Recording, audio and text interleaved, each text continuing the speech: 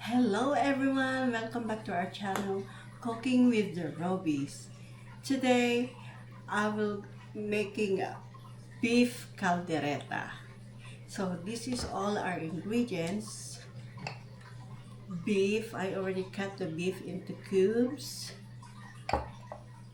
Sprite, black pepper, lemon, soy sauce, tomato paste, tomato sauce, liver spread, cheese, nor cubes, butter, and for our vegetables we have garlic, onions, potatoes, carrots, and bell pepper. I already cut them, so it's ready for them to fry later. So what I'm gonna do first is to marinate the beef with these ingredients: Sprite, soy sauce, black pepper, and lemon. So let's start marinating these babies. Start making our marination. Soy sauce. Just put everything in there.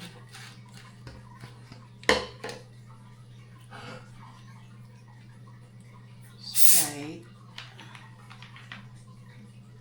Just have to eyeball, no measurement.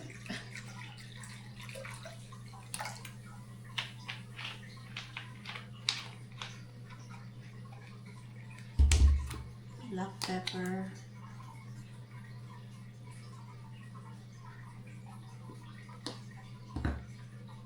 and lemon.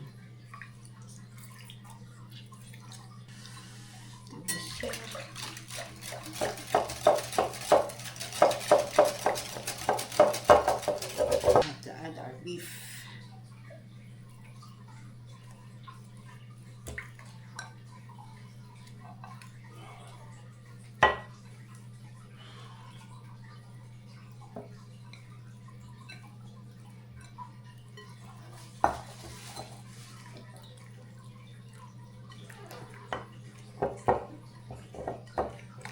Marinate this for 30 minutes if you're rushing, but you can marinate this for 3 to 4 hours.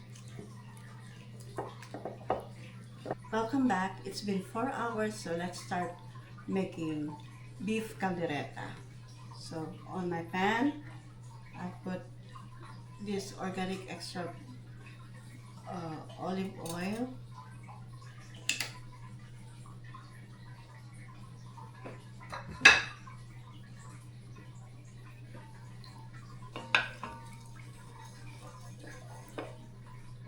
Put garlic and onions.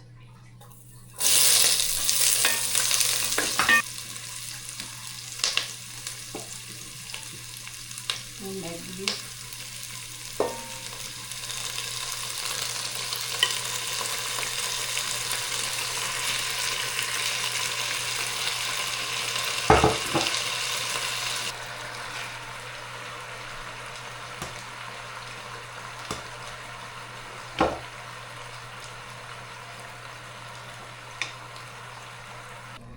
Next is to put the liver spread.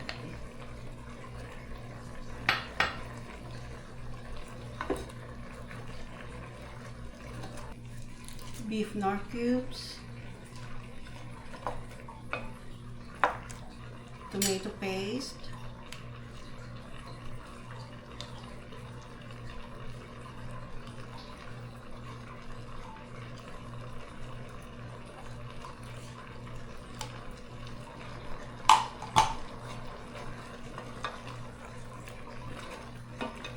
and then your tomato sauce.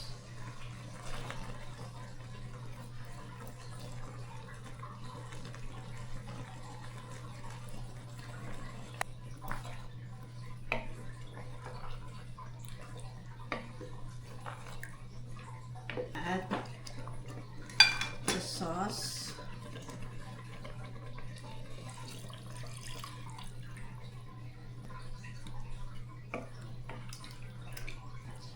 Let it cook for 1.5 hours until the meat is tender. It's been 1 hour, so I gotta add now my bell pepper.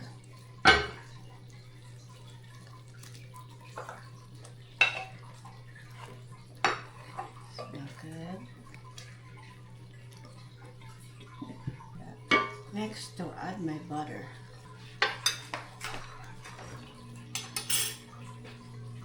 Add my butter. Smell good already. And also, I'm putting sugar on this. It's just depend on you guys if you're gonna put sugar on your caldereta. I just wanna put it because to balance the taste. I just wanna put 1 tablespoon.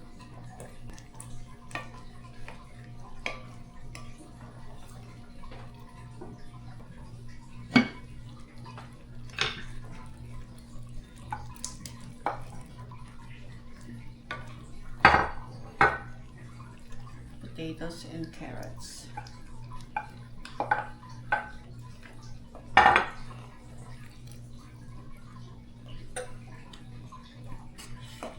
Then I'm gonna add black pepper.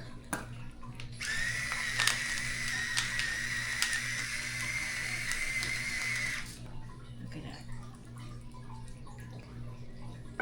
The last part is to put our cheese. My beef caldereta. Taste the food.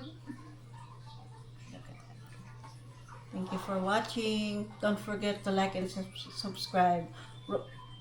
Cooking with the Robies.